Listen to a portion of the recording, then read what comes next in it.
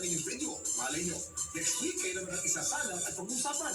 Hanggang sa muli, sama-sama natin alamin ng mga kwento at aral sa likod ng mga video na viral dito lang sa At dapat kayo rin. Ang susunod na programa ay rated PG.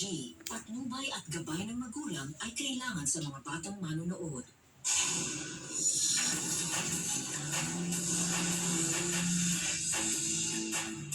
Kung ang mga OFW ang bagong bayani ng Pilipinas, ang may-ari naman ng mga micro, small, and medium enterprises o MSMEs ang tinatawag na haligi ng ekonomiya ng Pilipinas.